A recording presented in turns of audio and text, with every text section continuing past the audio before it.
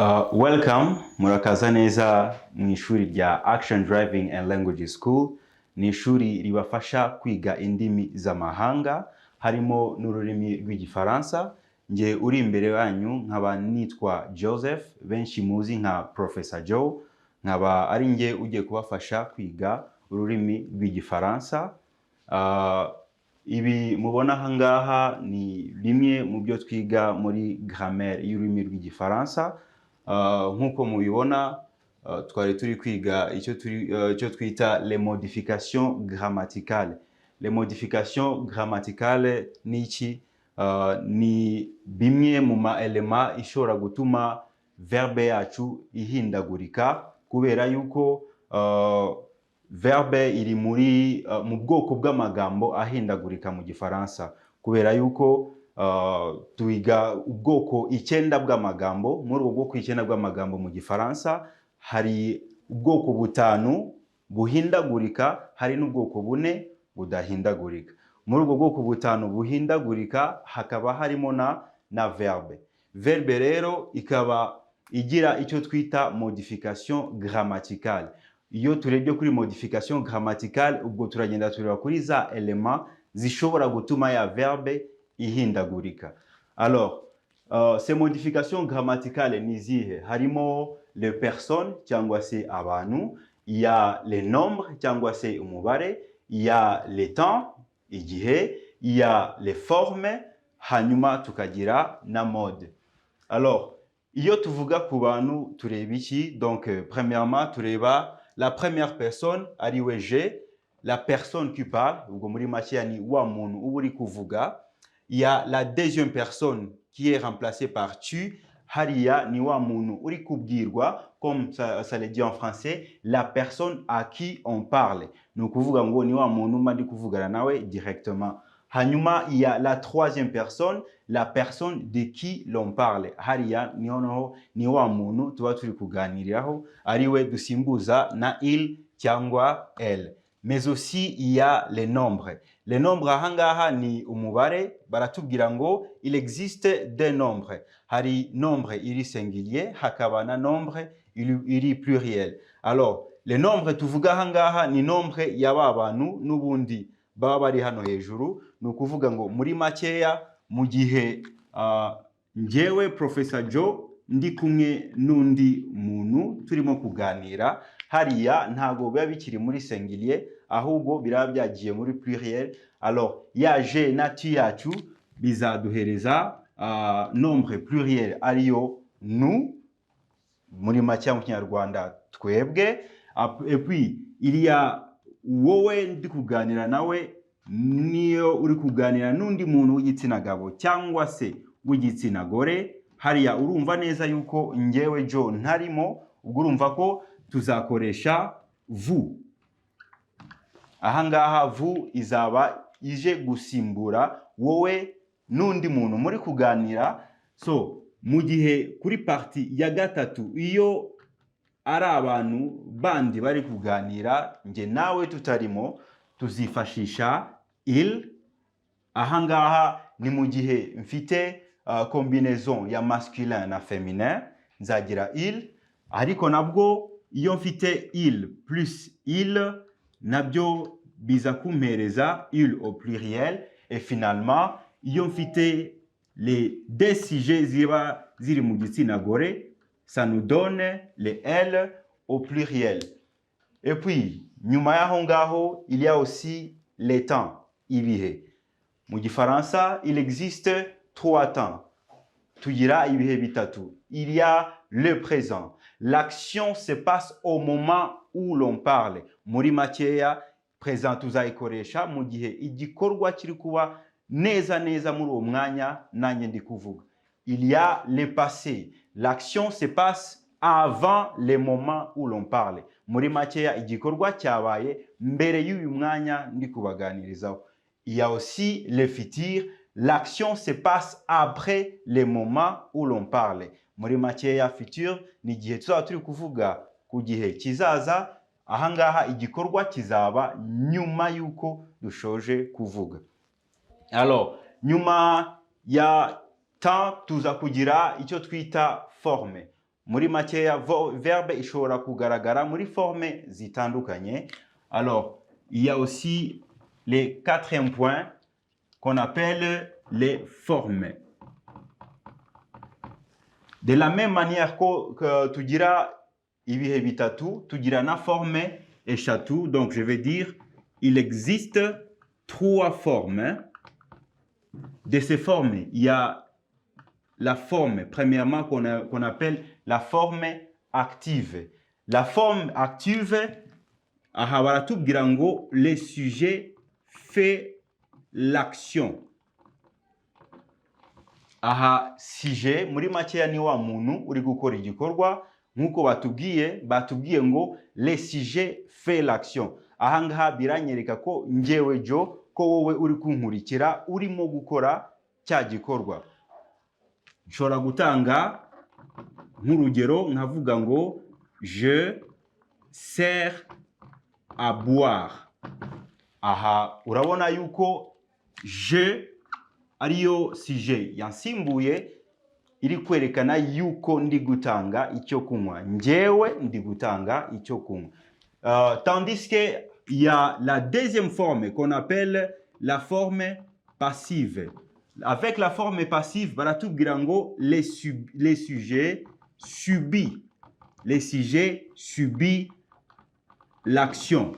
Aha ngaha ntabwo ari njyewe uri bukore cya gikorwa, ahubwo noneho ni umuntu runaka uri bukinkorere. Muri makeya, aho nakabaye ntanga icyo kunywa, ni njye noneho bari buze guha icyo kunywa. Aha ngaha dushobora gufata nk'urugero tugendeye ku rugero rwacu rwa mbere. Aha nzavuga ngo je suis servi à boire. Cela veut dire quoi? Ça veut dire tout simplement que ntabwo ari njye uri gutanga icyo kunywa, noneho ni njyewe bari guha icyo kunywa. Déjà uze kubonamo déjà présence ya auxiliaire être iri kumwe na participe passé ya verbe servir, bize gutuma ya verbe yacu ijya muri forme iri passive. Et finalement tugira forme iri pronominale.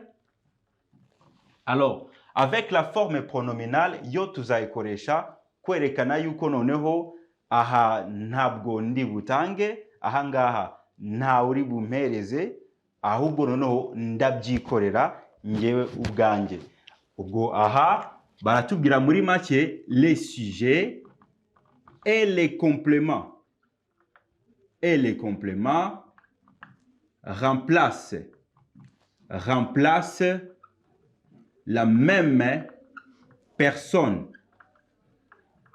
Aha ndatanga nk'urugero mvuga ngo je me sers à boire. Aha mfite sujet je, mfite na complément nanone me, ni ukuvuga ngo ya je n'ubundi ni njyewe iri kuvugaho, ya me n'ubundi ni njyewe igarukaho. Niyo mpamvu iri kuvuga ngo je me sers à boire.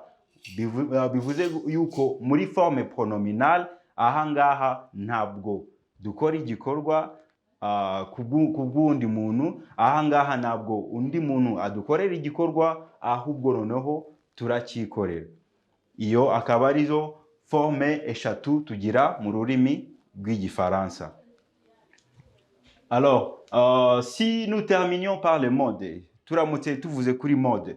Mode ni iki? Wenda bitandukaniye n'ibihe. Kubera ko akenshi tuzi yuko le temps ari ukuvuga gusa igihe cya gikorwa cyabaye, ainsi de suite. Alors, les modes zo zivuga iki muri make? Les modes baratubwira ngo c'est la manière de concevoir ou de présenter l'action. Ni ukuvuga ngo ni bwa buryo nshobora gutekerezamo cya gikorwa cyanjye hanyuma nkanakerekana. Bivuze yuko hari igihe tuzagira nka mode wenda izavuga kuri réalité, hari igihe tuzagira mode izavuga kuri imaginaire cyangwa se ibintu biraho by'intekerezo, ainsi de suite. Alors, en français, nous avons 7 modes. Dans d'autres termes, il existe 7 modes en français. Nk'uko nabivuze, mode aho itandukaniye n'ibihe, mode ni cya gitekerezo, ni cya gikorwa cyanjye. Ni nk'urugero mvuze ngo nari umwarimu, j'étais un enseignant.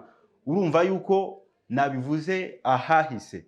Alors, les j'étais iraba iri muri mode iri indicatif. Ariyo mode dukoresha turi kuvuga sur la réalité. Cyangwa se batubwira ngo ni mode du réel. Ni mode twifashisha turi kuvuga ku bintu bihari, ku bintu byabaye, ainsi de suite. Il y a les modes navuga ko iza kuba na opposite. Ariyo yitwa les modes conditionnels. Aha baratubwira ngo c'est le mode du réel. Le mode du réel, mbere navuga ngo j'étais un enseignant, nari umwarimu, mais avec le mode conditionnel, biraza kuba je serai un enseignant. Aho biri butandukanire ni ku cyo twita terminaison. Alors, terminaison, wenda ngereranyije na futur simple, je serai un enseignant. Murabona neza ko kuri exemple ya mbere, le verbe ifite consonne S. Ariko kuri exemple yacu ya kabiri, le verbe ntabwo ifite consonne S. Déjà, la consonne S qui est là fait déjà une grande différence. La consonne S, dufite kuri exemple yacu ya mbere, iratuma ya nteruro yacu iba imaginaire. Muri makeya, mbaye nk'ubisobanura, iravuga ngo nari kuba ndi umwarimu. Ça veut dire quoi? Ça veut dire que ntabwo bihari. Ariko, le deuxième exemple avec je serai un enseignant, muri futur simple, ahangaha biragaragaza yuko nzaba umwarimu.